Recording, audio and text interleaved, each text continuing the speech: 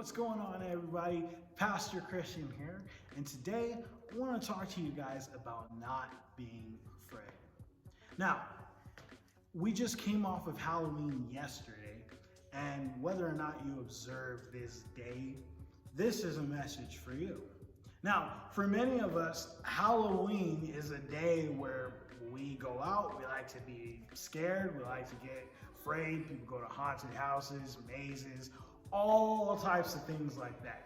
And those of you guys who know me know I don't like to be afraid at all. I do not like scary things at all. It is not my game, and I don't like to play that game at all.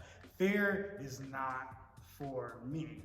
Matter of fact, for those of you guys who are gamers out there, you would know this, but there's this game called Resident Evil, and I played it once with my cousin. I played the virtual reality version, and so I'm sitting here trying to play this game, and I am terrified beyond all get out. I got the goggles on, and I'm sneaking through this house, looking around every corner, super scared, poking my head around corners like, this is not for me. I do not like fear games. And the whole time, my cousin is sitting here laughing at me like, why are you being so afraid? And we switch, and I give him the headset, and he goes and just starts walking through the game like nothing's scary to him at all, and he has zero fear at all. And so watching him play that game is kind of where I came up with this message. Was just, we as believers, as Christians, need to have that gung-ho attitude when we face down fear, and not let fear get in our way and stop us from enjoying the life that God has planned for us. In the Bible, out of Psalms 23:4, it talks about this exact process. And it says this: even though I walk through the valley of the shadow of death, I will fear no evil, for you are with me. You see, this verse right here puts it simple. Even though I may walk through the valley of the shadow of death, this means even if I'm scared, even if everything around me is causing me to have a reaction of fear, I will fear no evil. Why? Because you are with me. Realizing this, that God is with us, even in the darkest places that we can place ourselves in or can wind up in, is something that every single believer needs to grasp hold of today. Is that God is there through your fear. You see, this makes me think of The Lion King. Many of you guys have seen The Lion King, and if you're a 90s kid like me, that Lion King is the jam. We grew up on The Lion King.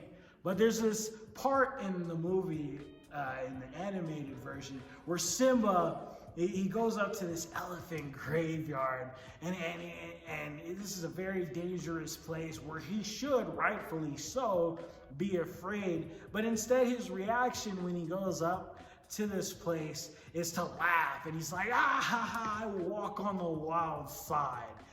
I laugh in the face of danger. Now, this is a children's movie, but I think it showcases yet another great way that we can deal with fear. Now, Simba was kind of reckless in this sense, and I'm not asking you guys to be reckless, but what I'm saying is this, is we should probably laugh in the face of fear, because we know that we have a God who is bigger than our fear.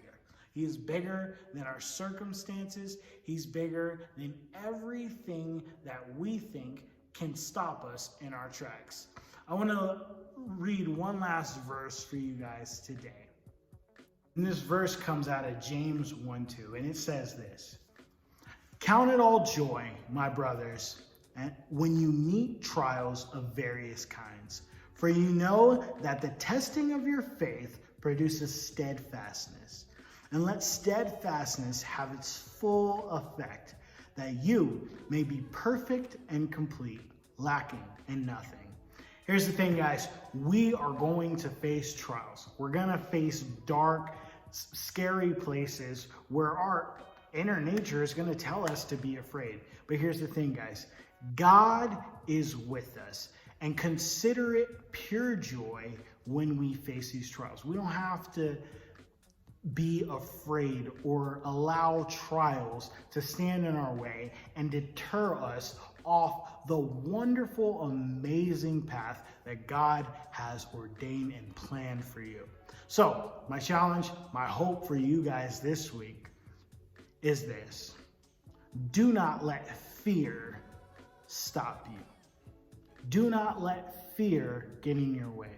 And if you are in a place right now this week where fear is holding you down, where you feel like the chains of fear are just too much for you, I encourage you and I challenge you to give that fear over to God and watch how God will just remove all of that and bring you peace.